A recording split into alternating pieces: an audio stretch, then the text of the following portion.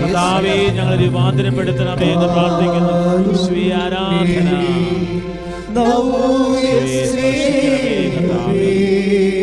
കർത്താവേ ശുശ്രൂഷ ഇപ്പോൾ ടെലിവിഷൻ ചാനൽ കണ്ട് പ്രാർത്ഥിക്കുന്നു. കൃപാസനം യൂട്യൂബ് ചാനൽ കണ്ട് പ്രാർത്ഥിക്കുന്നവർ, യോഗാന്തം ഷെയർ ചെയ്ത് പ്രാർത്ഥിക്കുന്നവരെ സ്പർശിക്കണമേ. ഉടമ്പടി പുതുക്കി പ്രാർത്ഥിക്കുന്നവരെ സ്പർശിക്കണമേ. അവരുടെ സാന്നിധ്യം വെളിപ്പെടുത്തണമേ.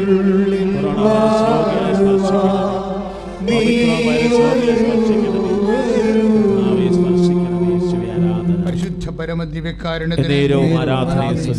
സ്പർശിക്കണമേ. ഇപ്പോൾ നമ്മൾ പറഞ്ഞുകൊണ്ടിരുന്ന വിഷയം ബെൻസി വർഗീസിൻ്റെ വിഷയമാണ്. ബെൻസി വർഗീസ് ഉടമ്പടി ചെയ്തതിന് ശേഷം അവരെന്താ ചെയ്തിരിക്കണം? അവർ ആദ്യം ലൈറ്റക്കാരെ പരിക്കസിട്ടു, പിന്നീട് ഓൺലൈൻ ഉടമ്പടി ചെയ്തു. പിന്നീട് ലൈറ്റക്കാരൻ്റെ പരിക്വസ്റ്റ് ഇവിടെ എത്തണ വരെ നമുക്ക് നിലനിൽക്കാനുള്ളൊരു മാർഗ്ഗമാണ് ദൈവം തന്നിരിക്കുന്നത്. ഒന്ന് ലൈറ്റക്കാരൻ്റെ പേർ റിക്വസ്റ്റ്, 10,000-കണക്കിന് മനുഷ്യരുടെ, ലക്ഷക്കണക്കിന് പ്രാർത്ഥനയുടെ ഒരു വലിയ നിക്ഷേപത്തിലേക്കാണ് നീ ലൈറ്റക്കാരൻ്റെ പേർ റിക്വസ്റ്റ്. നിൻ്റെക്ക് ഒരു സങ്കടത്തിൻ്റെ കാലത്ത് അതിൻ്റെ ഓഹരി ചോദിക്കുമ്പോഴേ കൃപാസനം അതിന് പ്രൊഫൗണ്ടായിട്ടുള്ള അതിൻ്റെ അടിത്തറ ഉണ്ട്, ആത്മീയ അടിത്തറ. അതിൽ നിന്ന് അമ്മ നിന്നെ സഹായിക്കും. പെട്ടെന്നാണ് മറുപടി വരുന്നത്.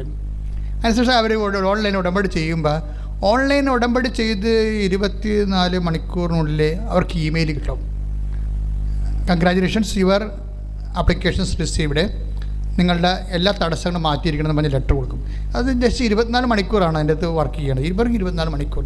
എത്രയോ കാലങ്ങളാണ് ഇവർ അതിനു വേണ്ടി അമേരിക്കക്കാരന് പകലാകാൻ വേണ്ടി നമ്മുടെ രാത്രികളെ പകലാക്കി എത്രയോ കാലം സംസാരിച്ചതാണ്. അവർക്ക് മനസ്സിലാകണം ഇംഗ്ലീഷ്, അവർക്ക് മനസ്സിലാണില്ല. അവരുടെ പറയുന്ന ഇംഗ്ലീഷ് ഇവർക്ക് മനസ്സിലാണില്ല. ഇങ്ങനെ നീണ്ട കയറ്റി കിടക്കുന്ന സംഭവം അമ്മ ഓൺലൈൻ ഉടമ്പടി എന്ന് പറയുമ്പോൾ വിത്തിൻ നോ ടൈം 24 അവേഴ്സ് അവിടെ നിന്ന് ഇമെയിൽ വരികയും. ഇതാണ് ഉടമ്പടി റേഞ്ച് എന്ന് പറയുന്നത്. ഇത് എന്തുകൊണ്ടാണ് ഇങ്ങനെ വരണമെന്ന് ചോദിക്കുമ്പോൾ ഉടമ്പടിയുടെ പാക്കേജ്, അതിൻ്റെ പദ്ധതി അതാണ്.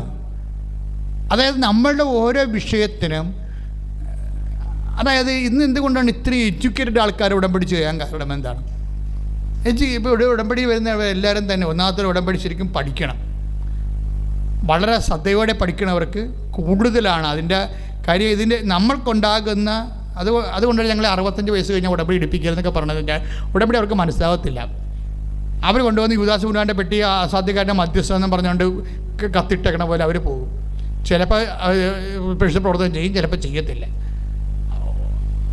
കാര്യം അവരിങ്ങനെ ഈ അപേക്ഷ കത്തിട്ട് പഠിച്ചിട്ടുള്ള ആൾക്കാരാണ്. അസാധ്യ കാര്യമല്ലല്ലോ ഉടമ്പടി നടക്കണത്. ഉടമ്പടി നടക്കണ അസാധ്യ കാര്യങ്ങൾ നടക്കും. പിന്നെ എന്താണ്? അടിയന്തര എമർജൻസി ആയുള്ള കാര്യങ്ങൾ, അസാധ്യ കാര്യങ്ങൾ മാത്രമല്ല നടക്കണം. ഉടമ്പടിയിൽ അടിയന്തര കാര്യങ്ങൾ നടക്കും. ഇപ്പോൾ കാനായിലെ കല്യാണ വിളയിൽ തന്നെ അടിയന്തര വിഷയമാണ്. കല്യാണ അടിയന്തരത്തെക്കുറിച്ചല്ല പറയണത്. അതായത് അവർക്ക് വീഞ്ഞില്ലെങ്കിൽ എന്താ പ്രശ്നം? ഒരു 10 മിനിറ്റ് കഴിഞ്ഞാൽ അവിടുത്തെ ആൾക്കാർ പോകും. കല്യാണത്തിലൊക്കെ യഹൂദിൻ്റെ കല്യാണത്തിന് അറിയാമല്ലോ, പാനോപചാരം എന്ന് പറഞ്ഞത് 10 ദിവസമാണ്. അതിനൊരു പഠിക്കുക വരുമ്പോൾ തന്നെ ഒരു കോട്ട് കൊടുക്കും. ഒരു നമുക്ക് ഓവർകോട്ടില്ലേ, അതുപോലെ തന്നെയാണ് ഒരു ഓവർകോട്ട്. പഠിക്കൽ ചിലപ്പോൾ തന്നെ ഓവർകോട്ട് തൂക്കിയിട്ടേക്കും. അതൊക്കെ മുമ്പ് ഇവിടെ കല്യാണ കത്തുണ്ടാവും. കല്യാണ കത്തില്ലേ, അത് കത്ത് ഓരോരുത്തരെ അറിയിക്കുമ്പോൾ ഈ കല്യാണ കത്ത് അവർക്ക് കൊടുക്കും. കല്യാണ കത്തും കൊണ്ടാണ് ഇവർ വരുന്നത്. പഠിക്കുമ്പോൾ പഠിക്ക ശിപായി നിൽക്കുന്നുണ്ടാവും. അയാൾ കത്ത് പരിശോധിക്കും. ആ പരിശോധിച്ചിട്ട് ഈ കത്തിൽ ഇയാളുടെ പേരുണ്ടെങ്കിൽ അതിനകത്ത്, ആ കത്തിൻ്റെ അകത്ത് എല്ലാവരുടെയും പേരുണ്ടാവും. ആ കല്യാണത്തിന് വിളിച്ചിരിക്കുന്ന ആൾക്കാരുടെ മുഴുവൻ പേരുണ്ടാവും.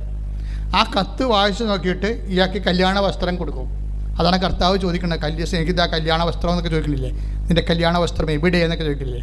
അപ്പോൾ കത്ത് ലഭിക്കാത്ത ആൾക്കാർ അതിൻ്റെ അടുത്ത് കയറിയിരിക്കുകയാണ്. ഇപ്പോൾ മാത്രമല്ല ഇങ്ങനെയുള്ള അടിയന്തരം നോക്കി പക്ഷെ കഴിക്കാൻ പോകുന്ന ആൾക്കാർ പണ്ടുണ്ടായിരുന്നു. അപ്പോൾ അതായത് സ്നേഹിത നിൻ്റെ കല്യാണ വസ്ത്രം എവിടെ? അപ്പോൾ അവൻ നിന്ന് പരിങ്ങും, ഗ്രൗട്ട് എന്ന് പറയും, പുറത്ത് പോടാന്ന് പറയും. അപ്പോൾ എന്തൊരു ആ അലർച്ച വല്ലാത്ത അലർച്ചയിൽ പോയി. ഞാനോർത്ത് വലിയ അവരവരെ കോംപ്രമൈസ് ചെയ്ത് ഇരുത്തേണ്ടതല്ല, അവരെ കോംപ്രമൈസ് ചെയ്ത് അവിടെ ഇരുത്തേണ്ടതല്ലായിരുന്നോ? പക്ഷേ എന്താ പ്രശ്നം? വരപ്രസാദത്തിൻ്റെ വിഷയമാണ്. കല്യാണ വസ്ത്രം എന്ന് പറഞ്ഞാൽ എന്താണ്? വരപ്രസാദമാണ്. നമ്മുടെ ഉള്ളിൽ നിൻ്റെ ആത്മാവിനെ പുണ്യപ്പെടുത്തുന്നതിന് ഈശോ വിശ്വാസം സ്ഥാപിച്ച കാണപ്പെടാത്ത അടയാളം നമുക്ക് കാണപ്പെടാത്ത ദൈവത്തെ വരപ്രസാദം നമുക്ക് ലഭിക്കാൻ ഈശോമിശിഹാ സ്ഥാപിച്ച് കാണപ്പെടുന്ന അടയാളമാണ് കൂദാശ. കൂദാശകളിലൂടെയും ജീവിതത്തിൻ്റെ സാക്ഷ്യങ്ങളിലൂടെയാണ് നമുക്ക് വരപ്രസാദത്തിന് വരുമാനം കിട്ടുന്നത്. ഈ ഒരു സംഭവം ഇല്ലാത്ത കക്ഷിയാണ് അകത്ത് കയറി ഇരിക്കുന്നത്. എവിടെയാണ്? ദൈവരാജ്യത്തിൻ്റെ കാര്യമാണ് ഈ പറയണത്. കല്യാണ വിരുന്നെന്ന് പറയുമ്പോൾ എവിടെയാണ്?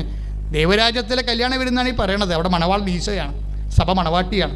പക്ഷെ അതിൻ്റെ അകത്ത് വരപ്രസാദം ഇല്ലാത്ത പക്ഷിയോട് പറയണത് എന്താണ്? കേരൗട്ട് അടിച്ചിട്ടുണ്ടല്ലോ, ഒരു 1-1.5 അടി അടിക്കണം എന്ന് വെച്ചാൽ കാര്യത്തോടെടുക്കുമ്പോൾ അണ്ടിയോടെടുക്കുമ്പോൾ മാങ്ങയുടെ പുളി നമ്മൾ അറിയും എന്ന് പറഞ്ഞ പോലെ ഈ വരപ്രസാദം, നിത്യജീവൻ, ദൈവരാജ്യം എന്നൊക്കെ പറയുമ്പോൾ അവിടെ ഈശോയുടെ സംസാരത്തിൽ ഒരു പതുമയുമില്ല. അയാളെ ഗെറ്റൗട്ട് അടിക്കണമെന്ന് വെച്ചാൽ മിക്കവാറും ആ സ്ഥലം മൊത്തം കെട്ടുകണം, ആ ഗ്രാമം. കാര്യം അത്രയും സീരിയസ് ആ വിഷയം. വരപ്രസാദം എന്ന് പറഞ്ഞാൽ വസ്ത്രമാണ്, പുണ്യത്തിൻ്റെ വരപ്രസാദത്തിൻ്റെ വസ്ത്രമാണ് കല്യാണ വസ്ത്രം എന്ന് പറയുന്നത്.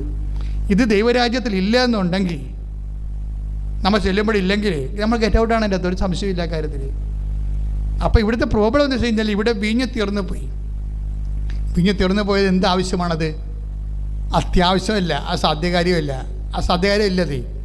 അസാധ്യകാര്യം അടുത്ത വീട്ടിൽ പോയി, അടുത്ത സ്ഥലത്ത് എവിടെയാണെന്ന് വെച്ചാൽ പോയി ഈ വായ്പ മേടിച്ചാൽ മതി, അല്ലെങ്കിൽ അടുത്ത കടയിൽ പോയി കടം മേടിച്ചാൽ മതി. ഇപ്പോൾ വായ്പ മേടിക്കുക, കടം മേടിക്കുക എന്നുള്ള പ്രൊവിഷൻസൊക്കെ അമ്മയ്ക്ക് അറിയാം. പക്ഷേ അമ്മ നിൽക്കുമ്പോൾ നിനക്ക് വായ്പ വാങ്ങിക്കേണ്ടി വരത്തില്ല. അമ്മ നിൻ്റെ വീട്ടിലുണ്ടെങ്കിൽ നിനക്ക് കടം മേടിക്കേണ്ടി വരത്തില്ല. ഇത് നീ പഠിക്കണം. ഞാനിത് പഠിച്ചാൽ ഞാൻ ഒരിടത്ത് വായിച്ചതല്ല. ഞാൻ അമ്മയുടെ കൂടെ അമ്മയുടെ ഉടുപ്പേ തൂങ്ങി നടന്ന കാലത്ത് അമ്മ പറഞ്ഞിട്ടുള്ള കാര്യങ്ങളാണിതെല്ലാം. നമ്മുടെ മനസ്സിൽ ആത്മാവ് തോന്നിയിട്ടുള്ള കാര്യമാണ്. ആ കാനായിലെ കല്യാണത്തിൽ ആ വിഷയം നിസ്സാര വിഷയമാണ്. അത് വേണമെങ്കിൽ അമ്മയ്ക്ക് പരിഹരിക്കണമെങ്കിൽ അടുത്ത കടയിൽ പോയി കടം മേടിക്കാൻ പറഞ്ഞാൽ മതി, അല്ലെങ്കിൽ അടുത്ത വീട്ടിൽ പോയി വായ്പ വാങ്ങിക്കാൻ പറഞ്ഞാൽ മതി. പക്ഷേ അമ്മ നിൽക്കുമ്പോൾ നിന്നെ കണ്ടവൻ്റെ മുമ്പിൽ കൈനീട്ടാൻ അനുവദിക്കത്തില്ല. ഏത് അമേരിക്കാരനാണെന്ന് പറഞ്ഞാലും അമ്മ ഇംഗ്ലീഷ്, നമ്മൾ പറഞ്ഞ ഇംഗ്ലീഷ് മനസ്സിലാകില്ലെന്ന് പറഞ്ഞാലും അമ്മ ഇടപെട്ട് കഴിയുമ്പോഴല്ല അവൻ ചപ്പ അടിച്ചുകൊണ്ട് സാരം കണ്ട് ഇമെയിൽ വിടും. അതാണ് കാര്യം. അത് അനുഭവിച്ചിട്ടുള്ളവൻ പിന്നെ ഒരിക്കലും പോകത്തില്ല. ഇതെന്ന് പറയുന്നത് നമ്മൾ വിചാരിക്കണം, ചിന്തിക്കണം വിഷയമല്ല, അതിനേക്കാൾ വലിയ വിഷയമാണ്. അസാധ്യ കാര്യങ്ങളുടെ മധ്യസ്ഥന്മാർ. ഇപ്പം ചില കാര്യങ്ങൾ അപ്പോസ്തലന്മാർ പറഞ്ഞാലും നടക്കത്തില്ല, ഉറപ്പാണ്. ചില കാര്യങ്ങൾ അപ്പോസ്തലന്മാർ പറഞ്ഞാലും നടക്കത്തില്ല. എന്താ ഞാൻ അങ്ങനെ പറയാൻ കാര്യം? അതായത് ഇപ്പം നമുക്ക് ഉദാഹരണം കാനംകാരിയുടെ കാര്യമില്ലേ? കാനംകാരി ഒരു വിജാതി സ്ത്രീയാണ്. അവരെന്താ പറയണത്? ശ്രദ്ധിക്കണം. ആ വാഹകം എടുക്കാം നമുക്ക്. ശ്രദ്ധിക്കട്ടെ. Hallelujah, hallelujah. കരങ്ങൾ ഉയർത്തിക്കൊണ്ട് സ്തുതിക്കട്ടെ. Hallelujah, hallelujah, hallelujah. കർത്താവേ, ഉടമ്പടിയുടെ വലിയ പ്രബോധനങ്ങൾ ഞങ്ങളെ ആത്മാവിൽ നവീകരിക്കുന്നതിനെ ഓർത്ത് ശക്തി പറയുന്ന കർത്താവേ. മത്തായിയുടെ സുവിശേഷം 15:27. മത്തായിയുടെ സുവിശേഷം 15:27. ശ്രദ്ധിക്കട്ടെ. മക്കളുടെ അപ്പമെടുത്ത് നായ്ക്കൾക്ക് എറിഞ്ഞു കൊടുക്കുന്നത് ഉചിതമല്ല. അവൾ പറഞ്ഞു, അതേ കർത്താവേ, നായ്ക്കളും യജമാനന്മാരുടെ മേശയിൽ നിന്ന് വീഴുന്ന അപ്പകഷ്ണങ്ങൾ തിന്നുന്നുണ്ടല്ലോ. 23-ാമത് വായിച്ചു. 15:23. എന്നാൽ അവനൊരു വാക്ക് പോലും ഉത്തരം പറഞ്ഞില്ല. ശിഷ്യന്മാർ അവനോട് അഭ്യർത്ഥിച്ചു, അവളെ പറഞ്ഞയച്ചാലും അവൾ നമ്മുടെ പിന്നാലെ വന്ന് നിലവിളിക്കുന്നുവല്ലോ. അടുത്ത വരി 24. അവൻ മറുപടി പറഞ്ഞു, ഇസ്രയേൽ ഭവനത്തിലെ നഷ്ടപ്പെട്ട ആടുകളുടെ അടുത്തേക്ക് മാത്രമാണ് ഞാൻ അയക്കപ്പെട്ടിരിക്കുന്നത്. അപ്പോൾ പുണ്യാളന്മാരെല്ലാവരും ഉണ്ട് അവിടെ. ശിഷ്യന്മാർ മൊത്തം ഉണ്ടേ. ശിഷ്യന്മാർ മൊത്തം അവിടെ ഇരിക്കുകയാണ് ഈ കാനങ്കാരുടെ കാര്യത്തിൽ. പക്ഷെ അത് വർക്കൗട്ട് ചെയ്തെടുത്ത ഈ സാധനം അവിടെയാണ് വിഷയം. അമ്മ ആരാണ് നമ്മൾ മനസ്സിലാക്കണം. അങ്ങനെയാണ് വിശുദ്ധന്മാരെല്ലാവരും ഉണ്ട്. പത്രോസ് ഉൾപ്പെടെ എല്ലാ, അന്ത്രയോസ്, ഫിലിപ്പോസ്, എല്ലാ കക്ഷികളും അവിടെ ഉണ്ട്. അതിൻ്റെ ശിഷ്യന്മാരെന്താ പറയണത്? ശിഷ്യന്മാർ അവനോട് പറഞ്ഞു, അവളെ പറഞ്ഞയച്ചാലും അവൾ നമ്മുടെ പിന്നാലെ വന്ന് നിലവിളിക്കുന്നല്ലോ. അപ്പം അതിന് മറുപടി അതിനേക്കാൾ കഷ്ടമാണ്. എന്താ പറഞ്ഞത്? അവൻ മറുപടി പറഞ്ഞു, ഇസ്രയേൽ ഭവനത്തിലെ നഷ്ടപ്പെട്ട ആടുകളുടെ അടുത്തേക്ക് മാത്രമാണ് ഞാൻ അയക്കപ്പെട്ടിരിക്കുന്നത്. അതാണ് പ്രശ്നം. പക്ഷെ അവിടെ അമ്മയാണ് നിന്നിരുന്നെങ്കിൽ അത്രയും വർത്തമാനം പറയത്തില്ല. അത്രയും വർത്തമാനം പറഞ്ഞാൽ പോലും കർത്താവ് അത് അമ്മയുടെ വാക്ക് മാനിച്ചുകൊണ്ട് ചെയ്തു കൊടുക്കും. കാര്യം അതാണ് വിഷയം. മരിയൻ മീഡിയേഷൻ്റെ ഒരു പ്രത്യേകത അതാണ്. മരിയൻ മീഡിയേഷൻ്റെ പ്രശ്നം എന്താ? അപ്പം നിങ്ങൾ ചോദിക്കും, പുണ്യാളന്മാരെ ഈശോ വിളിച്ചതല്ലേ? അപ്പോസ്തലന്മാരെല്ലാം ഈശോ വിളിച്ചതല്ലേ? പിന്നെ അവർക്ക് വാക്കിനെന്താ ഈശോ വില കൽപ്പിക്കാത്തത്? എന്താ പ്രശ്നം വെച്ചാൽ, അതായത് കപ്പാസിറ്റി, ക്ലെയിം ആൻഡ് കപ്പാസിറ്റിയുടെ വിഷയമാണിത്. അതാണ് വിഷയം. അതായത് നമ്മൾ ദൈവത്തിനോട് മുമ്പ് നിൽക്കുമ്പോഴേ നമ്മുടെ വിശ്വാസത്തിൻ്റെ കപ്പാസിറ്റി പരിശോധിക്കണം. കാര്യം നമ്മുടെ കപ്പാസിറ്റി എന്ന് പറയുന്നത് നമ്മുടെ ക്ലെയിമാണ്. എന്താണ് ക്ലെയിം? ഇപ്പം നീ ദൈവദർശനം നിൽക്കുന്ന, അപ്പോൾ നീ ദൈവദർശനം നിൽക്കുമ്പോൾ ഇപ്പം നിൻ്റെ ഉദാഹരണത്തിന് നിൻ്റെ കപ്പാസിറ്റി എന്താണ്? നിൻ്റെ റേറ്റിംഗ് എന്താണ്? അപ്പം നീ നിൻ്റെ വീട്ടിലെ നിൻ്റെ വീട്ടിൽ നിൻ്റെ ആങ്ങള അവന് അമേരിക്കയിൽ നിന്ന് ഗേമയുടെ എന്നൊക്കെ വരിക എപ്പോഴാണ് വന്നത്? നീ രണ്ടാമത്തെ കുർബാനയ്ക്ക് വേണ്ടി പോകാൻ വേണ്ടി, ആദ്യത്തെ കുർബാനയ്ക്ക് അപ്പനെയും പിള്ളേരൊക്കെ വിട്ടെങ്കിലും രണ്ടാമത്തെ കുർബാനയ്ക്ക് പോകാൻ വേണ്ടി നീ ഇറങ്ങി നിൽക്കുന്ന സമയത്താണ് നിൻ്റെ ആങ്ങള വന്നത്. ആങ്ങള വരുമ്പോൾ അവിടെ വെച്ച് ഈ പണ്ടാരങ്ങളെല്ലാം വന്നത് നമ്മളെ ദൈവത്തിന് അടിച്ചു മാറ്റാനായിരിക്കും. നിങ്ങളെപ്പോഴും ശ്രദ്ധിക്കേണ്ട വിഷയമാണ്. പരിശുദ്ധാത്മാവില്ലെങ്കിൽ പണി പാളും. എന്താ സംഭവിച്ചു കഴിഞ്ഞാൽ ഇവരെങ്ങനെ ഇപ്പം വന്ന് ഇപ്പോൾ ആങ്ങള വന്ന് പറഞ്ഞ കക്ഷി വന്നു. അയാൾ കാനഡയിലായിരുന്നു, അയാൾ വന്നതാണ്. അയാളുടെ പ്രശ്നം എന്ന് വെച്ച് കഴിഞ്ഞാൽ അയാൾ ആണ് ഇവളുടെ മകൻ, പെങ്ങളുടെ മകന് വിസ കൊടുക്കാമെന്ന് പറഞ്ഞിരിക്കുന്നത്. പക്ഷേ ഈ പെങ്ങളിപ്പോൾ എന്താ ചെയ്യാൻ പോണത്? എന്നാൽ സാരി കൊണ്ടേ കഴിച്ചിട്ട് ശരി. അപ്പോൾ പിന്നെ ഭർത്താവ് വിളിക്കുന്ന പള്ളിയിൽ നിന്ന് വരുമ്പോൾ ഇറച്ചി മേടിച്ചുകൊണ്ട് പോകും, പന്നി മേടിച്ചുകൊണ്ട് പോരാൻ പറയും. ഇപ്പം വേറൊരു പന്നിയായിട്ട് ഇവിടെ മാറും. ഇതാണ് സംഭവം. ആൾക്കാരെങ്ങനെ പരാജയപ്പെടണമെന്ന് ഞാൻ പറഞ്ഞുതരാം. ഇപ്പോൾ വെച്ചാൽ ഒന്നാമത്തെ സംഭവം എന്താണ്? ഒന്നാമത്തെ കുർബാനയ്ക്ക് മക്കളെ വിട്ട് ഭർത്താവിനെയും വിട്ട് അവർ പോയി. രണ്ടാമത്തെ കുർബാനയ്ക്ക് ഇവർ ഒരുങ്ങി പുറത്തേക്ക് വന്നപ്പോഴാണ് ആങ്ങളെ കാനഡയിൽ നിന്ന് വന്നത്.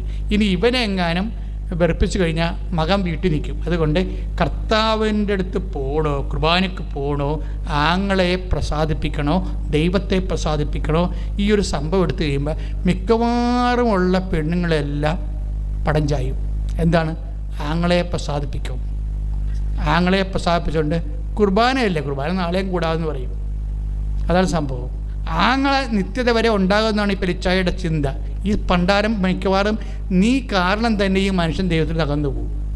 എന്താ കാരണം? ഒന്നുമില്ലെങ്കിലേ അവന് എന്തെങ്കിലും നല്ല വാക്ക് പറഞ്ഞിട്ട് നിനക്ക് ഇപ്പം അളിയൻ വരും എന്ന് പറഞ്ഞാൽ ഫോണൊക്കെ കൊടുത്തിട്ട് അളിയനോട് സംസാരിച്ചിട്ട് നിനക്ക് നേരെ പള്ളിയിൽ പോകാം. പക്ഷേ പരിശുദ്ധാത്മാവ് നിനക്കില്ലാത്ത കാരണം നീ ഉടനെ വിളിച്ച് പറയുന്നത് എന്താണ്? അളിയൻ വന്ന് കേട്ടാ, അങ്ങനെ വന്നിട്ടുണ്ട്, നിങ്ങളെ പന്നി മേടിച്ചുകൊണ്ട് പോരാൻ പറയും. അതാണ് നീ പറയണത്. എന്നിട്ട് നീ സാരിയെല്ലാം കഴിച്ചിട്ട് നീ ഇവിടെ അടുക്കളയിൽ കയറിയൊക്കെ. ഇത് പിന്നെ കുറേ കുളുകുള വർത്തമാനം. നീ മെലിഞ്ഞു പോയില്ല, ചടച്ചു പോയില്ല, ആനെ കൂനെ ഒരു കാര്യമില്ലേ, അവനെ സോപ്പിടാൻ വേണ്ടി പഞ്ചാരടിക്കും ഒരു. അതായത് ഇതെല്ലാം ദൈവത്തിനറിയാം. നിൻ്റെ ഉടനെ നിൻ്റെ പെയിൻറ്റ് മാറാൻ കണ്ടില്ലേ? എന്തിനാണ് നിൻ്റെ ഈ ഗ്യാരണ്ടീഡ് ആണ് കളറാണെന്ന് ചോദിക്കുന്നതാണ് പ്രശ്നം. ഓരോ ഇഷ്യൂ ഉണ്ടാകുന്നത് എന്താണ്? നിൻ്റെ വിശ്വാസം ഗ്യാരണ്ടി ഉള്ളതാണോ? പലരുടെയും വിശ്വാസം ഐസ്ക്രീമല്ല, ഈ കേക്കിൻ്റെ പുറത്തിരിക്കുന്ന ബട്ടറാണ് സാധനം. ബട്ടറാണ് അത്. പിള്ളേർക്ക് മാന്തി തിന്നാനുള്ള സാധനമാണ്. നമുക്ക് കേക്ക് മുറിക്കുമ്പോൾ കണ്ടിട്ടില്ലേ? ആരാ വരുന്നത് ആദ്യം? കുഞ്ഞുങ്ങൾ വരും. കുഞ്ഞുങ്ങൾ നമ്മൾ മുറിക്കണമുമ്പോൾ തന്നെ കൈയുടെ അകത്ത് കുഞ്ഞി കൈയും കൊണ്ട് വന്നിട്ട് അതൊക്കെ അതുപോലെ തത്തയും പൂച്ചയും അതുപോലെ തന്നെ പൂവൊക്കെ പറിച്ചു തിന്നുകൊണ്ട് പോകും. അപ്പോൾ നമ്മളിവിടെ കൈ പോവും അമ്മ എടുത്തു തരാം, അമ്മ എടുത്തു തരാമെന്ന് പറഞ്ഞു കഴിഞ്ഞാൽ അതൊന്നും സമ്മതിക്കത്തില്ല. കൊച്ചുപിള്ളയുടെ സ്വഭാവമാവില്ല. അപ്പോൾ എന്താണ്? കേക്കിൻ്റെ പുറത്തേക്കുള്ള ബട്ടർ കുഞ്ഞുങ്ങൾക്കുള്ളതാണ്. കേക്ക് ഉണ്ടാക്കുന്ന ആൾക്കാരുടെ ഉദ്ദേശം അതാണ്. ഷുഗർ പിടിച്ച പ്രായമുള്ളവർക്കുള്ളതല്ലത്, കുഞ്ഞുങ്ങൾക്കുള്ളതാണത്. അവർക്ക് രസം ഉണ്ടാക്കാൻ വേണ്ടി ഉണ്ടാക്കിയിരിക്കുന്നത്. അപ്പോൾ അവരതെങ്ങനെയെങ്കിലൊക്കെ കൈ മുറിച്ചൊക്കെ കൊണ്ടുപോയിക്കൊള്ളും. പക്ഷേ അതിൻ്റെ പ്രശ്നം എന്ന് വെച്ച് കഴിഞ്ഞാൽ ഇതുപോലെ ജീവിതത്തിൻ്റെ ബട്ടർ ഭാഗങ്ങൾ ഇതുപോലെ ഉണ്ടാക്കി വെച്ചിരിക്കുന്ന ഇതുപോലുള്ള ഭാഗങ്ങൾ, മധുരിപ്പിക്കുന്ന ഭാഗങ്ങൾ, ഇത് എന്തുമാത്രം ഉണ്ട് എന്നറിയാനും അത് നിന്നെ എപ്പോഴും ദൈവം ടെസ്റ്റ് ചെയ്തുകൊണ്ടിരിക്കും. എൻ്റെ മക്കൾ, ഇത് അത്ര നിസ്സാരമല്ല കേട്ടോ ക്രിസ്തീയ ജീവിതം എന്ന് പറയുമ്പോൾ. കാര്യം ഇതിൻ്റെ മോട്ടോ എന്ന് പറയുമ്പോൾ നമുക്ക് നിത്യതയല്ലേ. നിത്യതയായത് കാരണം നല്ല പേയ്മെൻറ്റ് കൊടുക്കേണ്ടി വരും. ഇപ്പോൾ കർത്താവ് ഒരു വാക്ക് പറഞ്ഞില്ലേ, എന്താണ്? നിങ്ങൾ വിലക്ക് വാങ്ങപ്പെട്ടവരാണ്. ശ്രുതികട്ടെ ഹല്ലേലൂയ ഹല്ലേലൂയ ഹല്ലേലൂയ ഹല്ലേലൂയ. കരങ്ങൾ ഉയർത്തിക്കൊണ്ട് ശ്രുതികട്ടെ ഹല്ലേലൂയ ഹല്ലേലൂയ ഹല്ലേലൂയ. 1 കൊരിന്ത്യർ 6:20.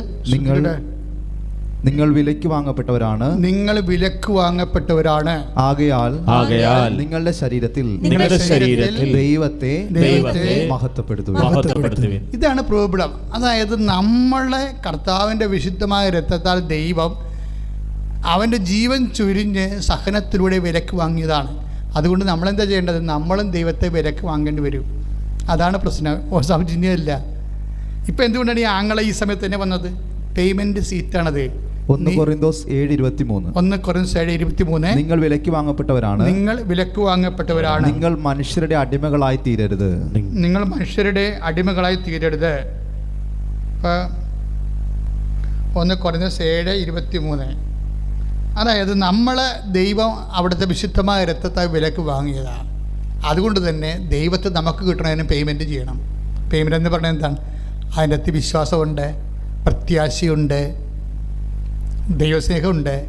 ഇപ്പം ആങ്ങളെ വന്നപ്പോൾ ആങ്ങളയോടാണ് ആ സ്നേഹം. പള്ളിയിൽ പോണ അതാ ആങ്ങളുടെ കൂടെ നിന്ന് അവന് ഭക്ഷണം കൊടുക്കണ ഒരു ചോദ്യമാണ്. അപ്പോൾ ഈ പെങ്ങളെന്താ സംഭവിച്ചിരിക്കുന്നത്? പെങ്ങൾ പള്ളി നാളെ പോകാൻ സെക്കൻഡ് ഓപ്ഷൻ വെച്ച് കർത്താവിന് സെക്കൻഡ് ഓപ്ഷൻ ആക്കിയിട്ട് ആങ്ങളെ ഒന്നാമത്തെ ഓപ്ഷനാക്കി എടുത്ത്. അതാണ് വിഷയം, ഒന്നാമത്തെ ഓപ്ഷനാക്കി.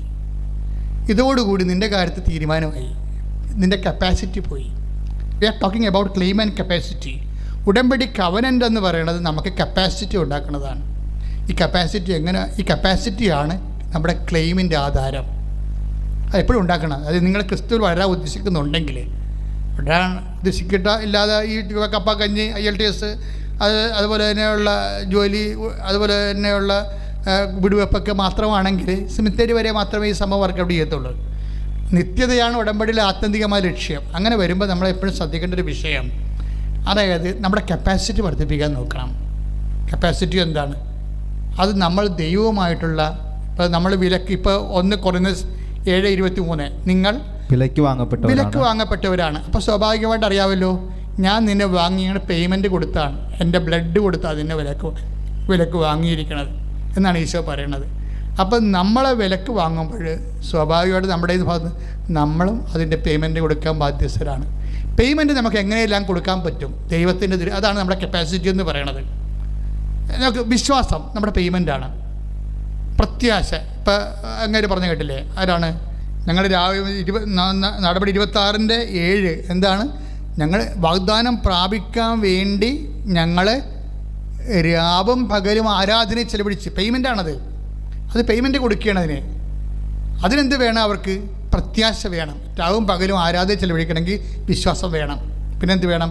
കാര്യം എന്താ പറയുക, ഞങ്ങൾ രാവും വാഗ്ദാനം പ്രാപിക്കാൻ വേണ്ടി പറഞ്ഞത്, രാത്രിയും പകലും തീഷ്ണതയോടെ ആരാധന അർപ്പിച്ചുകൊണ്ട് ഈ വാഗ്ദാനം പ്രാപിക്കാമെന്ന് പ്രത്യാശിക്കുന്നു. അപ്പം വാഗ്ദാനം പ്രാപിക്കാൻ വേണ്ടി അവരെന്താ ചെയ്തത്? യഹൂദ ജനത രാവും പകലും ആരാധന നടത്തി. അതിൻ്റെ അകത്ത് എന്തൊക്കെ ഉണ്ട്?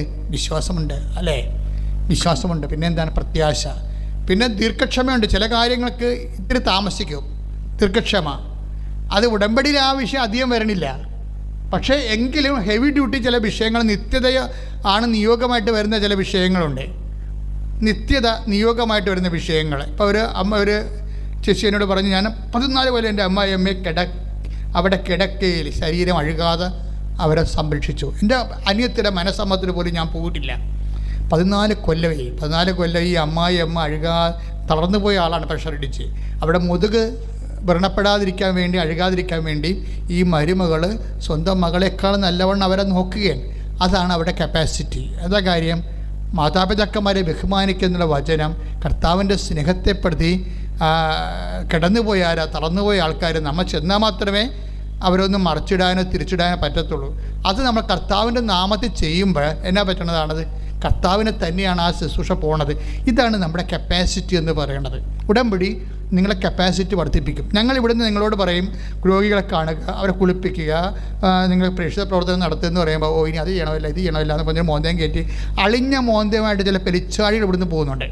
അവരൊരു കൊങ്ങലത്ത് ഗുണം പിടിക്കത്തില്ല.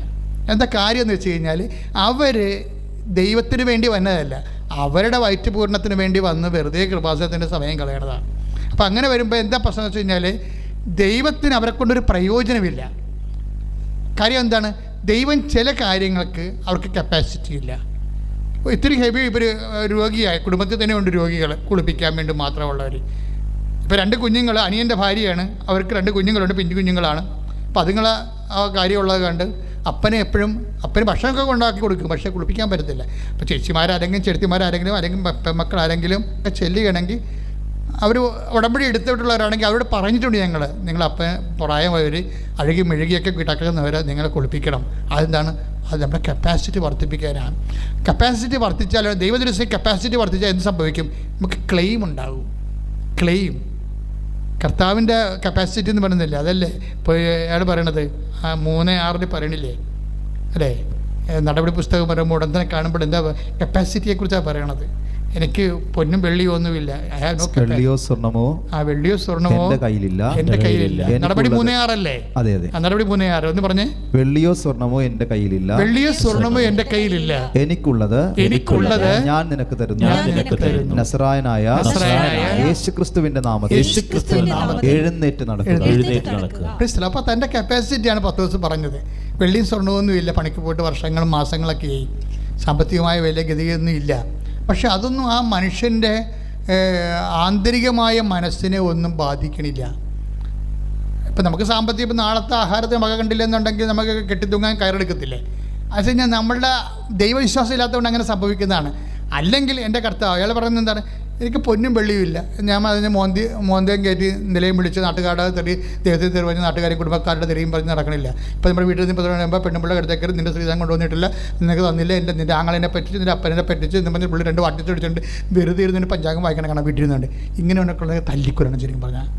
എന്താ പ്രശ്നം വെച്ച് കഴിഞ്ഞാൽ അവനിലേക്ക് ദൈവമില്ല, ദൈവത്തിലല്ല ആശ്രയിക്കണത്. പെണ്ണുമ്പിള്ളയുടെ ആങ്ങളുടെ വീട്ടിൽ നിന്ന് പഴയ അപ്പൻ രോഗിയായത് കൊണ്ടാണ് അവർ പല പ്രാവശ്യം പറഞ്ഞുകൊണ്ട് ഇടും, മനുഷ്യ അപ്പൻ തന്നേനെ, അപ്പൻ്റെ കിടപ്പായി പോയില്ലേ, ഇപ്പോൾ അവിടുത്തെ കൈകാര്യങ്ങളൊക്കെ മാറിപ്പോയി, എത്ര രൂപ ഇതൊക്കെ ഇയാൾക്ക് അറിയാം. ഇയാൾ വാട്ടീസ് അടിച്ച് കഴിയുമ്പോൾ അതിന് ഇവിടെ കഴുത്തേക്കാറായിരിക്കാൻ വേണ്ടി ജാമ്യം എടുക്കണതാണ് ഇവിടെ ശ്രീധരൻ പറഞ്ഞുകൊണ്ട്. ഇങ്ങനെയുള്ള എല്ലാ തരികിട പരിപാടികളും കർത്താവിന് നിൻ്റെ ഹൃദയം അറിയാം. മനുഷ്യൻ മുഖം നോക്കുന്നു, ദൈവം ഹൃദയം അറിയുന്നു. അപ്പോൾ ദൈവത്തെ മറന്ന് നീ ഒരു ഡയലോഗിനും പോകരുത്. എന്താ, നിൻ്റെ കപ്പാസിറ്റി പോകും. നിങ്ങൾക്കറിയാം, നമ്മൾ വിത്തിനിട്ടിരിക്കുന്ന നെല്ലില്ലേ, അതെടുത്ത് നമ്മൾ കുത്തി കഞ്ഞി വെച്ചാലുള്ള അവസ്ഥ എന്താ? അത് ഇതുപോലെയാണ് ചില ആൾക്കാർക്ക് സംഭവിക്കുന്നത്. ഏതെന്ന് വെച്ചാൽ നമ്മൾ വിത്തിന് ഇട്ടിരിക്കണ നെല്ല്, ഇപ്പം നെല്ലും എൻ്റെ ഒരു കാലം പോയി, ഇപ്പം തഴവില്ല, എല്ലാം ആൾക്കാർ റിസോർട്ടുകാർ കൊണ്ടുപോയി അവർ പത്താഴമൊക്കെ ഉണ്ടാക്കി സായിപ്പന്മാർക്ക് കഞ്ഞിയും കാപ്പിയൊക്കെ കൊടുക്കുന്നുണ്ട്. എല്ലാ നാട്ടിലുള്ള എല്ലാ പത്താഴം പോയില്ല, കുടുംബങ്ങളെല്ലാം പോയില്ലേ, എല്ലാം പൊളിച്ച് വിറ്റവരുണ്ട്. അല്ലാത്തവർ റിയൽ എസ്റ്റേറ്റുകാരല്ലാത്തവരൊക്കെ പത്താഴം വലിയ വിലക്ക് മേടിച്ച് കൊണ്ടുപോയി റിസോർട്ടിൽ ഭംഗിയായിട്ട് പഴയ ഒരു ആൻറ്റിക്വിറ്റി പോലെ സൂക്ഷിക്കുന്നുണ്ട്. എന്തും ആയിക്കോട്ടെ. പക്ഷേ പണ്ടത്തെ ഒരു വർത്തമാനമാണ് എന്താണ്, അതായത് ഈ വിത്തിനിട്ടിരിക്കുന്ന നെല്ലെടുത്തിട്ട് ആൾക്കാർ കഞ്ഞി കുത്തി കുടിക്കും, കഞ്ഞി വെച്ച് കഴിക്കും. എന്ന് വെച്ച് കഴിഞ്ഞാൽ പ്രശ്നം വെച്ച് കഴിഞ്ഞാൽ, നീ ഇതുപോലെയുള്ള ഡയലോഗൊക്കെ ഫിറ്റ് ചെയ്യുമ്പോൾ എന്തെങ്കിലും കൃപ നിനക്കുണ്ടെങ്കിൽ അതുകൂടി പോയി കിട്ടും. മനസ്സിലായില്ലേ? നീ കുഞ്ഞുനാളിൽ അല്ലാത്ത എന്ത് നല്ല നന്മ പ്രവർത്തികളൊക്കെ ഒത്തിരി ചെയ്ത് കാണുമല്ലോ. ഒരു മനുഷ്യൻ ജീവിച്ച് മുന്നോട്ട് പോകുമ്പോൾ പല നല്ല പ്രവർത്തികളും ചെയ്ത് കാണും. പക്ഷേ ദൈവത്തിനെ മറന്ന് ഇതുപോലെ നീ വെള്ളമടിച്ചതിൻ്റെ പേരിൽ ഭാര്യ നിൻ്റെ മേക്കെട്ട് കയറാതിരിക്കാൻ വേണ്ടി അത് മൂടുപടമായിട്ടും നിൻ്റെ വീട്ടിൽ നിന്ന് തളർന്നു കിടക്കുന്ന അപ്പൻ ശ്രീധരൻ തന്നില്ലെന്ന് പറഞ്ഞ് നീ ഇവിടെ പെയ്ത് പറിക്കുക. എന്താ സംഭവിക്കാൻ പോണത്? നീ വിത്തിനിട്ടിരിക്കുന്ന നെല്ല്, നിൻ്റെ കയ്യിൽ ഉണ്ടായിരുന്ന ഇരിപ്പ് ദ്രവ്യം, അതായത് നിൻ്റെ ഇരിപ്പ് ദ്രവ്യമില്ലേ, അത് നഷ്ടപ്പെടും. അത് നഷ്ടപ്പെടുത്തരുത് ഒരിക്കലും, മണ്ടത്തരവാണ്. പക്ഷേ ഇത് പറഞ്ഞു തരാൻ പരിശുദ്ധാത്മാവ് ഉണ്ടാകണ്ടേ? പരിശുദ്ധാത്മാവിന് വീട്ടിൽ നിർത്തിയിട്ട് വേണ്ട പരിശുദ്ധാത്മാവ് ഉണ്ടാകാൻ. അപ്പോൾ ഈ ക്രിസ്തീയ ജീവിതം ആത്മാവിലുള്ള ജീവിതമാണ്.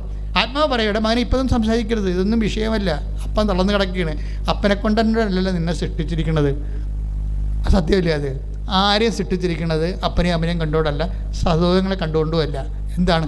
ദൈവത്തെ ഒരാളെ കണ്ടുകൊണ്ട് മാത്രമാണ്. അതുകൊണ്ട് ഈശോ എന്താ പറഞ്ഞത്? അപ്പനെന്ന പിതാവ്, ഈ ഭൂമിയിൽ ആരെങ്കിലും അപ്പാ ഇപ്പാന്ന് വിളിക്കേണ്ട കാര്യമില്ല, നിൻ്റെ അപ്പൻ ഞാനാണ്. 10:23 വചനമില്ലേ? അല്ല, മത്തായി ശ്രീഹാട് സുവിശേഷം 10:23 എന്താ പറയണത്? നിങ്ങൾ ഭൂമിയിൽ ആരെയും പിതാവെന്ന് വിളിക്കരുത് എന്ന് വെച്ച് കഴിഞ്ഞാൽ എൻ്റെ അർത്ഥം എന്താണ്? പിതാവിൻ്റെ സ്ഥാനമെന്ന് പറയണത് എന്താണ്? അവൻ നിത്യനായ പിതാവ്. 9:54 വായിക്കുക, ഐസയ 9:54 എന്താ പറയണത്? അവൻ നിത്യനായ പിതാവ്, സമാധാന പ്രഭു, ദൈവമാണ് പിതാവെന്ന്. ദൈവത്തെ പിതാവെന്ന് വിളിക്കുമ്പോൾ എന്താ പറ്റണത്? നിൻ്റെ പിതാവിൽ നിന്ന് നിനക്ക് ഓഹരി കുറഞ്ഞു പോയാൽ, നിൻ്റെ അമ്മായിയപ്പനിൽ നിനക്ക് ഓഹരി കുറഞ്ഞു പോയാൽ, അത് പിതാവായ ദൈവം നിന്നെ റെക്ടിഫൈ ചെയ്യും. ദൈവത്തെ വിശ്വസിക്കുന്നവർക്ക് ഒന്നിനും കുറവുണ്ടാകത്തില്ലെന്ന് പറഞ്ഞു തരാൻ എല്ലാ കുറവുള്ളൊരു മനുഷ്യനാണത് പറഞ്ഞത്. കർത്താവിൻ്റെ ഇടയനാകുന്നു, എനിക്കൊന്നിനും കുറവുണ്ടാകത്തില്ലെന്ന് ആരാണ് പറഞ്ഞത്? ഇവിടെ ദാവീദ് പറഞ്ഞാണ്. എപ്പോഴാണ് പറഞ്ഞത്? അതായത് എല്ലാ കുറവും ഉണ്ടെന്ന് ഉള്ളൊരു മനുഷ്യനാണ്. കാര്യം എന്താണ്? സാമൂഹ്യ അഭിഷേക തൈലമായിട്ട് വരുമ്പോൾ ജെസ്സെ ഓരോ മക്കളെ പിടിച്ച് നിർത്തുമ്പോഴേ അവനല്ലെന്ന് ആത്മാവ് സാമൂഹൽ പ്രവാചകനോട് പറഞ്ഞുകൊണ്ടിരിക്കും. പിന്നെ നിനക്ക് ഇത്രയും മക്കളുള്ളത് ചോദിക്കാൻ പറഞ്ഞു ഒരുത്തരുണ്ട്, അവൻ എപ്പോഴും പാട്ടും കൂത്തുമായിട്ട് നടക്കുകയാണ്, അവനെ കൊണ്ടൊരു കഥയുമില്ല, അവനെ പേര് ഞങ്ങൾ ആടനെ മേയ്ക്കാൻ പറഞ്ഞ് വിട്ടിരിക്കും. വിളി അവനെന്ന് പറയും. അവൻ വരുമ്പോൾ ആത്മാവ് പറയും, ഇവനാണ് അവൻ. ആരാണ്? അവൻ്റെ തലയിലിട്ട് അഭിഷേക തൈലം ഒഴിക്കും. അവനാ എഴുതിയിരിക്കുന്നത് കർത്താവ് എൻ്റെ ഇടയനാണ്. എന്താ കാര്യം? എനിക്കൊന്നിനും കുറവില്ല. അപ്പം എനിക്ക് കുറേ കുറവ് കണ്ടായിരുന്നു, അതുകൊണ്ട് എന്നെ വീട്ടിൽ നിർത്തിയിട്ടില്ല. ഒരിക്കൽ സാവൂൾ ചോദിക്കുവേ, നിനക്ക് വല്ല യുദ്ധം ചെയ്ത് വല്ല പരിചയം ഉണ്ടെന്ന് ചോദിക്കാൻ പറയും, എനിക്കതിൽ കുറവാണ്, എൻ്റെ അപ്പൻ എന്നെ യുദ്ധമൊന്നും പഠിപ്പിച്ചിട്ടില്ല. അപ്പോൾ നിനക്ക് പിന്നെ ഈ ഫിലിസ്തീനെ എങ്ങനെയാണ് നീ കൈകാര്യം ചെയ്യണത്? അത് ഞാൻ കരടിയെയും സിംഹത്തിനൊക്കെ ആടിനെ ആക്രമിക്കാൻ വരുമ്പോൾ ഞാൻ അതിനെ കാലെ പിടിച്ച് നിലത്തിട്ടടിച്ചിട്ടുണ്ട്.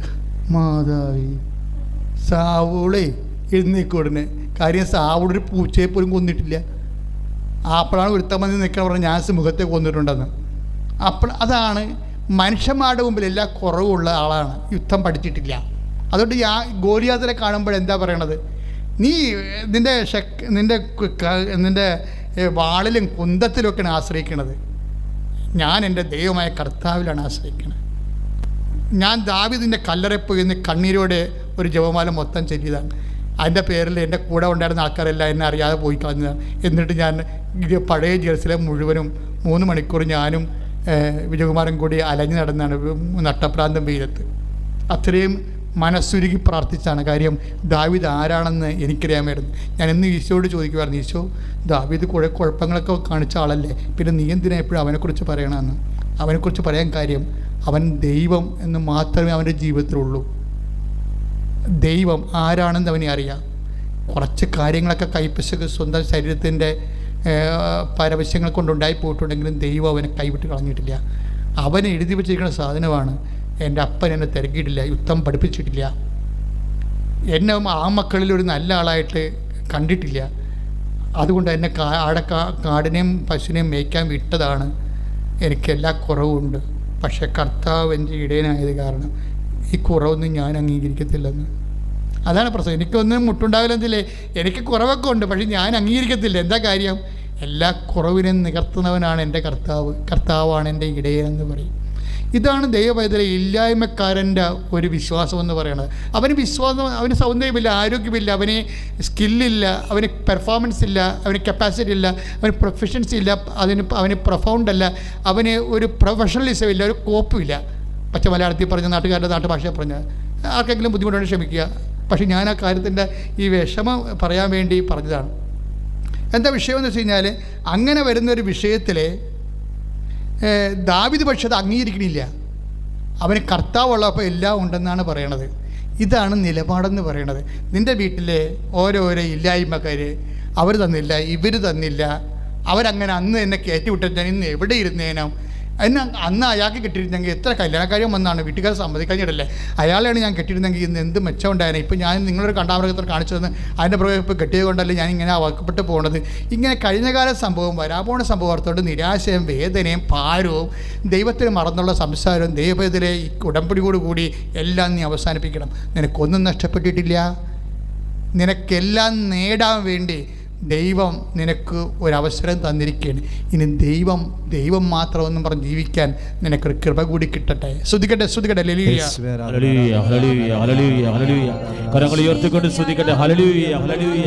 കർത്താവേ, ഉടമ്പടി എടുത്ത മക്കൾ ഓരോരുത്തരെയും, ഓൺലൈൻ ഉടമ്പടി പ്രാർത്ഥിക്കുന്ന മക്കളെയും അങ്ങ് ദിവ്യകാരുണ്യത്താലൊക്കെ സ്പർശിക്കുകയും നന്ദി പറയുന്ന കർത്താവേ, അവരുടെ നിയോഗങ്ങളെ തൊടുത്തൽ നന്ദി പറയുന്ന കർത്താവേ, യേശുവേ ആരാധന. Hallelujah, hallelujah, hallelujah. യേശുവേ ആരാധന, യേശുവേ ആരാധന. കർത്താവേ, അങ്ങേ ആരാധിക്കുക. പരിശുദ്ധ പരമ കാരുണ്യ ഈശോയ്ക്ക് ഞങ്ങൾ എന്നേക്കും ആരാധനയും സ്തുതിയും പുകഴ്ചയും നൽകുന്നു. എല്ലാവരും എഴുന്നേൽക്കുക. സമാപന ആശീർവാദത്തിന് മുമ്പുള്ള രോഗസൗഖ്യ പ്രാർത്ഥനയാണ്. കണ്ണുകളടച്ച് കൈകൾ കൂപ്പി കൈ നെഞ്ചത്ത് വെക്കുക. നിൻ്റെ വീട്, നിൻ്റെ ജോലി, നിൻ്റെ ആരോഗ്യം, നിൻ്റെ സാമ്പത്തികാവസ്ഥ, കുടുംബത്തിൻ്റെ സമാധാനക്കുറവ്, ഭർത്താവിൻ്റെ മദ്യപാനം, കുഞ്ഞുങ്ങളുടെ തെറ്റായ പ്രണയബന്ധങ്ങളും, മൊബൈലിൻ്റെ അഡിക്ഷൻസ്, സാമ്പത്തിക കടങ്ങൾ, നിൻ്റെ വീട് വഴിയില്ലാത്ത അവസ്ഥ, വീടില്ലാത്ത അവസ്ഥകൾ, പലതരത്തിൻ്റെ യാത്രകൾ, നിൻ്റെ ജോലികൾ, നിൻ്റെ കറസ്പോണ്ടൻസ്, നിനക്ക് വരേണ്ട പേപ്പറുകൾ, സർട്ടിഫിക്കറ്റുകൾ, പരീക്ഷകൾ, ഇങ്ങനെയുള്ള എല്ലാ വിഷയങ്ങളും സമർപ്പിക്കുക. എന്തെല്ലാം ഉടമ്പടിയിലുണ്ട് അതെല്ലാം സമർപ്പിച്ച് പ്രാർത്ഥിക്കുക. കർത്താവേ, അങ്ങയുടെ തിരുസന്നിധിയിൽ അങ്ങയുടെ അഭിഷിക്തം പ്രാർത്ഥിക്കുന്നു. ആയിരക്കണക്കിനും 10,000-കണക്കിന് മനുഷ്യരാണ് കർത്താവേ ഈ ഉടമ്പടി ധ്യാനത്തിൽ പങ്കെടുക്കുന്നത്. അവരുടെ എല്ലാ വിഷയങ്ങളും ഇപ്പോഴ് പരിശുദ്ധ അമ്മയുടെ മധ്യസ്ഥത്തിലെ യേശുവിൻ്റെ നാമത്തിൽ ഞാൻ ആശീർവദിക്കുന്ന കർത്താവ്. മാരക രോഗികൾ യേശുവിൻ്റെ നാമത്തിൽ ഇപ്പോൾ സൗഖ്യപ്പെടട്ടെ എന്ന് പ്രാർത്ഥിക്കുന്ന കർത്താവ്. ത്വക്ക് രോഗികളെ, കിഡ്നി രോഗികളെ, കരൾ രോഗികളെ, മഹോദ രോഗികളെ, ത്രോൺസൈറ്റ് അസുഖമുള്ളവർ, തൈറോയ്ഡ് അസുഖമുള്ളവർ, തലയ്ക്ക് വേദനയുള്ളവർ, തലയ്ക്ക് ഞരമ്പുകൾക്ക് കറന്ന് വീക്കമുള്ളവർ, ഹൃദയത്തിന് ബ്ലോക്കുള്ളവർ, കരളിൽ വേസ്തമുള്ളവർ, കിഡ്നി രോഗികൾ കർത്താവ്, വാതരോഗികൾ, ഉള്ളക്കാൽ മുതൽ ഉള്ളംകാൽ മുതൽ ഉച്ചവരെ യേശുക്രിസ്തുവിന്റെ ഉന്നതമായ നാമത്തിലെ നീ സൗഖ്യം പ്രാപിക്കട്ടെ. സ്തുതിക്കട്ടെ. Hallelujah, hallelujah, hallelujah, hallelujah, hallelujah. കർത്താവേ, ഞങ്ങളെ സ്പർശിച്ചു സൗഖ്യം നൽകുന്ന കർത്താവേ, കർത്താവേ, സാക്ഷ്യമായി ഞങ്ങളെ മാറ്റി നന്ദി പറയുന്നു. സൗഖ്യങ്ങൾക്ക് നന്ദി പറയുന്നു. ഈശോയെ ആരാധന, ഈശോയെ ആരാധന. പരിശുദ്ധ പരമാ ഈശോയെ ഞങ്ങളങ്ങേ ആരാധിക്കുകയും സ്തുതിക്കുകയും മഹത്വപ്പെടുത്തുകയും ചെയ്യുന്നു. ഈശോയെ ആരാധന, ഈശോയെ ആരാധന. പരിശുദ്ധ പരമ ദിവ്യകാരുണ്യത്തിന് ആരാധനയും സ്തുതിയും. കൈകളെ വീണ്ടും രണ്ട് കൈകളും നെഞ്ചത്ത് വെച്ചുകൊണ്ട് നിന്റെ ജീവിതം, നിന്റെ കുടുംബം, നിന്റെ ജീവിതം, നിന്റെ ഹൃദയത്തിൽ വേദനിക്കുന്ന ഓരോ അവസ്ഥകൾ, ചിന്തകൾ, ഓർമ്മകൾ, നിന്റെ ഉത്കണ്ഠകൾ, നിന്റെ വ്യഗ്രതകൾ, നിന്റെ ഭാരങ്ങൾ എല്ലാം നിന്റെ കർത്താവിനെ ഏൽപ്പിക്കുക. കർത്താവേ, ഞാൻ 36 വർഷം അർപ്പിച്ച കുർബാനയുടെ യോഗ്യതയാൽ ഈശോയെ കർത്താവെ, കൃപാസ്ഥാനത്താറെ ജീവനോടെ പ്രത്യക്ഷപ്പെട്ട പരിശുദ്ധമ്മയുടെ മധ്യസ്ഥത്താൽ ഇപ്പോൾ കൈനെഞ്ചത്ത് വെച്ചുകൊണ്ട് ഈ ആരാധന കൂടുന്ന മക്കളുടെ ഹൃദയനെഞ്ചിലുണ്ടാകുന്ന പുകച്ചിലുകള്, ഭാരങ്ങള്, കർത്താവെ, എന്തെല്ലാം വിഷയങ്ങളിൽ അവിടെ മനസ്സിന് വേദന അനുഭവിക്കുന്നവരുടെ ഹൃദയത്തിൽ കർത്താവെ, ഓരോ ദിവസം കർത്താവ് എന്തെല്ലാം ഭാരങ്ങള്, വേദനകള്, രോഗങ്ങള്, പല വിഷയങ്ങളെക്കുറിച്ചുള്ള ഉത്കണ്ഠകൾ, ആദികൾ, ഭീതികൾ, വ്യഗ്രതകൾ മനസ്സിൽ കടന്നു പോകുന്ന ആ മനസ്സുകളെല്ലാം കർത്താവെ ജീവിക്കുന്ന ദൈവം നിന്റെ തിരുമുറിവാർന്ന് വലത് കരത്താൽ സ്പർശിക്കണമേ. യേശുക്രിസ്തുവിന്റെ ഉന്നതമായ നാമത്തിൽ അധികാരത്തെക്കുറിച്ച് നിന്റെ ഭയങ്ങള്, വ്യഗ്രതകൾ, ഉത്കണ്ഠകള്, അതിന്റെ മൂലക്കാരങ്ങൾ, അധിക വിഷയങ്ങൾ, അടിസ്ഥാന വിഷയങ്ങള് ഇപ്പോഴും അടയാള സഹിതം യേശുവിന്റെ നാമത്തിൽ മാറിപ്പോകട്ടെ. യേശുവേ ഹല്ലേലൂയ, ഹല്ലേലൂയ, ഹല്ലേലൂയ. യേശുവേ നേർവഴി കാട്ടണമേ, നന്ദി പറയുന്നു കർത്താവേ. ഞങ്ങളെ സൗഖ്യപ്പെടുത്തണമേ, നന്ദി പറയുന്നു കർത്താവേ. നിരാവ്യാധികളിൽ നിന്ന് ഞങ്ങളെ വീണ്ടെടുത്ത് നന്ദി പറയുന്ന കർത്താവേ. ഈ ആരാധന ആയിരുന്നുകൊണ്ട്, ഓൺലൈൻ ആയിരുന്നുകൊണ്ട്, തത്സമയം മക്കളെ അങ്ങ് സ്പർശിച്ച് നന്ദി പറയുന്നു. യേശുവേ ആരാധന. Praise the Lord. നമുക്ക് സമാപനാശീർവാദം സ്വീകരിക്കാം. ദിവ്യകാരുണ്യനാഥന്റെ ആശീർവാദം നമുക്ക് ശിരസ്സ് നമിച്ച് സ്വീകരിക്കാം. മൗനമായിട്ട് നമ്മുടെ വിഷയങ്ങൾ ദിവ്യകാരുണ്യ സന്നിധിയിൽ സമർപ്പിക്കാം.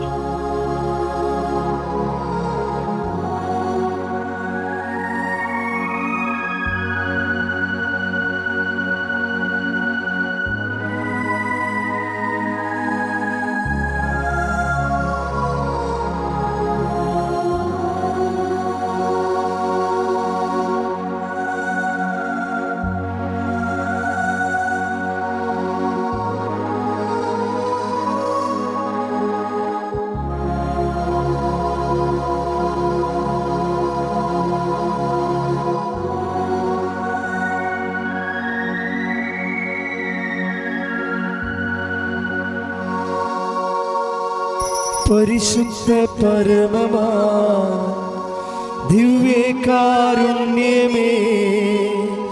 എന്നുമെന്നും അങ്ങേയ്ക്കാരാധന.